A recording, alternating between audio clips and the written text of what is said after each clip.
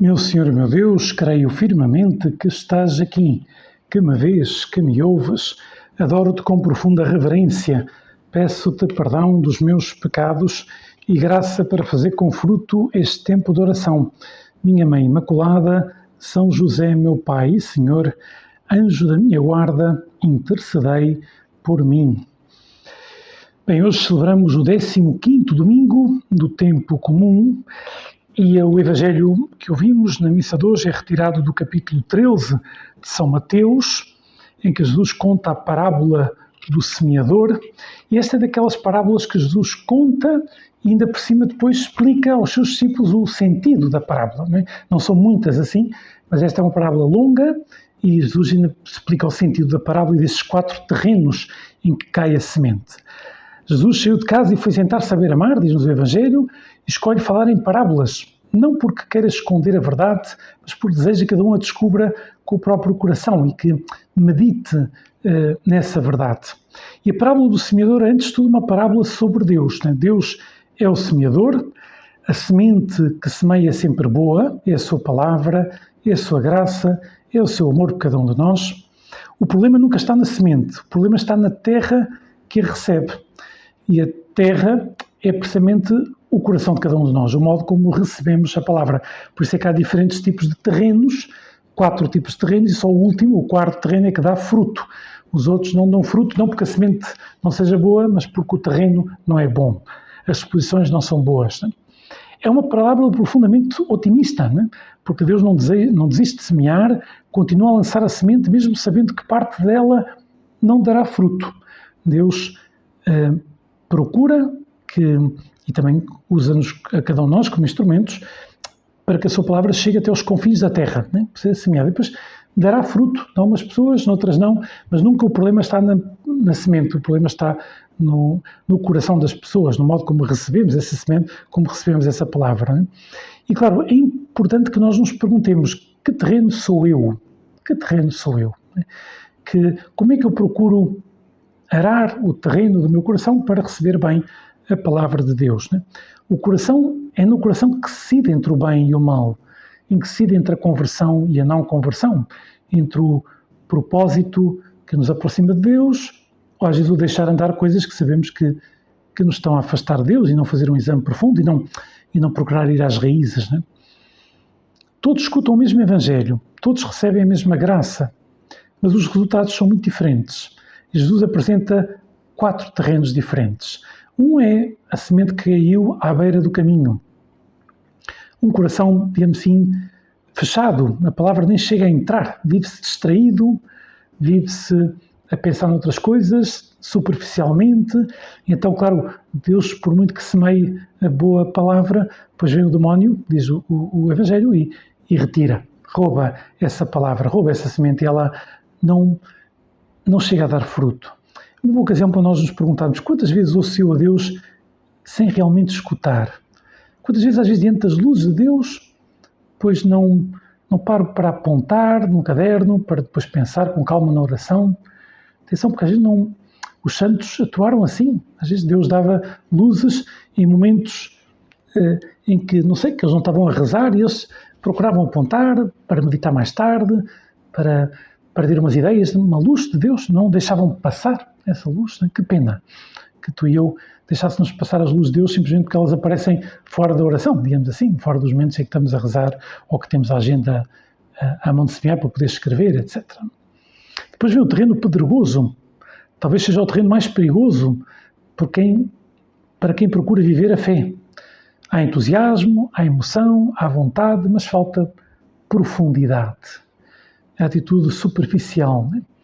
É um coração superficial, quer rezar, quer amar, quer dar testemunho, mas depois não persevera, não é constante, falta constância, que é uma virtude tão importante para sermos bons cristãos.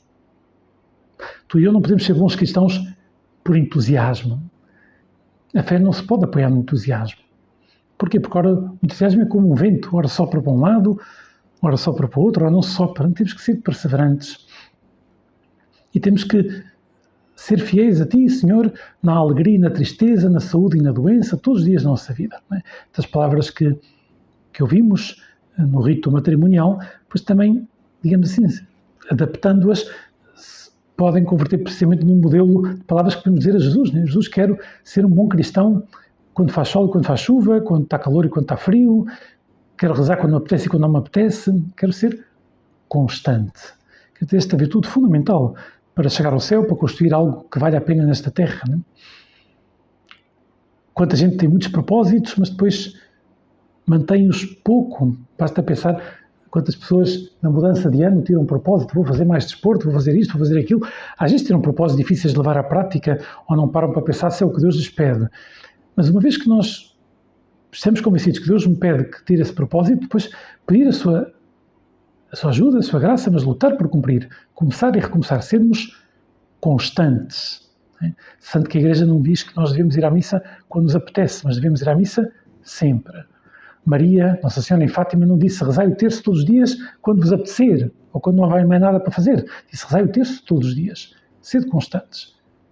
Quando é fácil e quando é difícil. Isto faz manter o nosso amor a Deus como algo constante, algo firme, algo que não depende do vento dos sentimentos. Né? Aliás, como nenhum amor verdadeiro depende do vento dos sentimentos. A pessoa que ama é constante. Depois vem o terreno dos espinhos.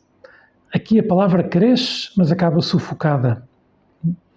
São as preocupações, são os cuidados deste mundo, são o apagamento aos bens materiais, e a pessoa não quer sair da sua zona de conforto e acaba por sufocar a palavra. Até a pessoa tem bons desejos, mas depois esses desejos acabam por ser sufocados pelo desejo de conforto, aquilo que nos dizia o Papa Francisco com tanta frequência, né, que para cumprirmos a nossa missão temos que sair da nossa zona de conforto. Nós não podemos estar sempre fora da zona de conforto, porque senão arrebentaríamos, mas também não podemos estar sempre na nossa zona de conforto, porque senão não cumprimos a nossa missão. Nós não nascemos para viver no conforto. Isto é bom dizer a mim próprio, porque senão estranhamos diante das dificuldades. Nascemos para cumprir a vontade de Deus, para ser santos, para fazer apostolado, para ajudar muita gente a aproximar-se de Deus, e o tempo passa. Quer o aproveitemos, quer não. O reino de Deus exige esforço, diz Jesus no Evangelho, e são os violentos que o conquistam. Não violentos com outras pessoas, mas violentos consigo próprios, de que sabem levantar-se a horas, ir para a cama a horas, não ter caprichos na comida, não rezar quando não lhes apetece, aceitar as pequenas alfinetadas de cada dia. Assim temos que ser nós, né, para que a semente dê fruto. E depois o quarto tipo de terreno, a terra boa, não é um coração perfeito, mas é um coração disponível, que ouve a palavra, que aguarda, que persevera, que deixa Deus trabalhar, que é constante e por isso produz fruto. Ora 30, ora 60, ora 100, como diz Jesus, depende, mas produz fruto, dá fruto. E é tão importante que nós cultivemos na nossa alma, no nosso coração, essa terra boa. Que tenhamos esses momentos do dia que estamos a sós com Deus, que tenhamos uma grande fé ao ler a Bíblia, em concreto, toda a Bíblia, mas começando pelo coração da Bíblia, como diz o Concílio Vaticano II, que são os Evangelhos, os 4 Evangelhos, e depois conhecer bem o Novo Testamento, depois também já conhecermos o Antigo, mas se uma pessoa lê a Bíblia com calma, vê como Deus lhe fala, como há palavras na Bíblia que nós dizemos, olha, esta frase é para mim. Por exemplo, o centro desta parábola não é o fracasso de algumas sementes, o centro é a generosidade do semeador, por um lado. Deus continua a acreditar em cada um de nós, continua hoje, continua amanhã, continua sempre. Continua a semear a boa semente no nosso coração. Peçamos a graça de não sermos um coração superficial, que a palavra de Deus encontre em nós profundidade, que a graça encontre perseverança, que o amor se manifeste nessa fidelidade diária. Olhemos para Maria. Ela é a verdadeira terra boa. Escutou a palavra, como diz o Evangelho, guardou-a no seu coração. Perseverou até à cruz. Ao lado da cruz, Maria volta a repetir o seu faça-se. Quer cumprir a vontade de Deus. E deu ao mundo o fruto mais belo de todos, o próprio Cristo, Deus feito homem. Vamos lhe pedir a Nossa Senhora, Mãe, ensina-me a guardar a palavra do teu Filho como tu a guardaste. Faz do meu coração uma terra boa, onde Jesus possa continuar a semear e dar muito fruto para a glória de Deus e para o bem das almas. Dou-te graças, meu Deus, pelos bons propósitos, afetos e inspirações que me comunicaste nesta meditação. Peço-te ajuda para os pôr em prática. minha Mãe Imaculada, São José, meu Pai e Senhor, anjo da minha guarda, intercedei por mim.